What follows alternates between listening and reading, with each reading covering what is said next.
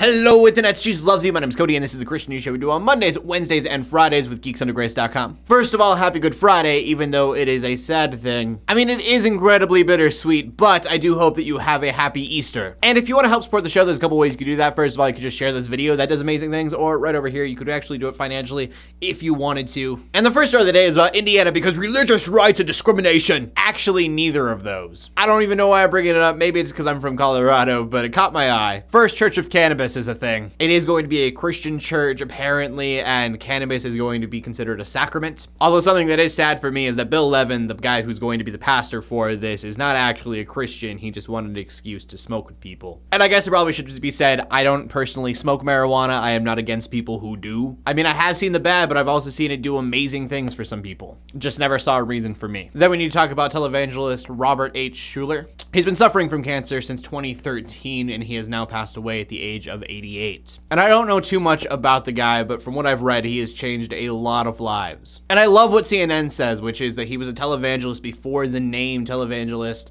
was tarnished by his successor's sins. A guy who was doing it right for decades. And going from that, I think we need to talk about some pretty alarming news, so be ready for this. This week, 3 American women have been arrested for ties to ISIS and Al-Qaeda. One of them just had been in contact with ISIS, and so they bought plane tickets to go visit, and they were arrested during that process. The other 2 were making a bomb they were going to plant somewhere in the US to make history. And to all the people that are like, you need to relax, ISIS is not going to invade America, in the last year and a half, 30 Americans have been arrested for similar things. ISIS doesn't need to invade us. All they need to do is inspire people. And since we're on the topic of Islamic terrorism, I do want to talk about Nigeria. As we said a couple videos ago, Nigeria had elections for a new president. And I'm probably going to say the new president's name wrong, but Muhammadu Buhari. That guy will be the president by May 29th. And everything went very smoothly. Good luck Jonathan, the president before him, gave over the reins no problem at all. And they congratulated each other with how smoothly everything went. I mean, Nigeria is actually trying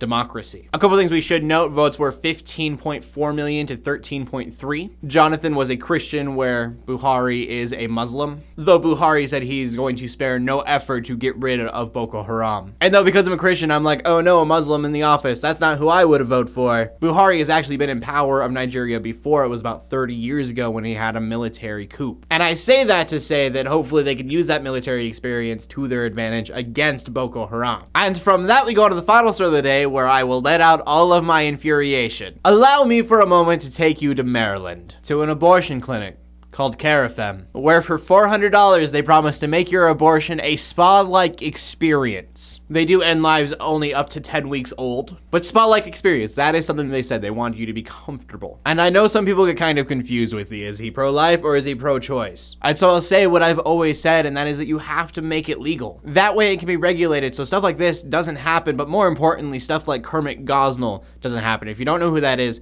check that out. That is what an abortion-free country would look like. It would be coat hanger abortions and babies left to suffocate. And then on the other side of this, it should not be a business. They actually say if it becomes successful, they're gonna go to other states. That should not be, there should be no success. It is a medical procedure. You are taking a life. It is not a spa day. And I do want to say that even though I say it should be legalized, I would not support it in any way. I would not tell anyone that I know that they should get an abortion. And that is where we're going to end today's show. I don't even know where to go with that. I'm so angry. I mean, that is almost as horrifying as Kermit Gosnell. And I was trying to think of a question of the day. I think I'm going to go with the cannabis one because I feel like it's the least black and white subject we could talk about. And I don't think we've talked about it before. So do you think that Christians should smoke weed? Yes or no? I want to know what you guys have to say. Please leave a comment in the comment section below with your answer. Again, I don't do it, but I'm not against anyone who does.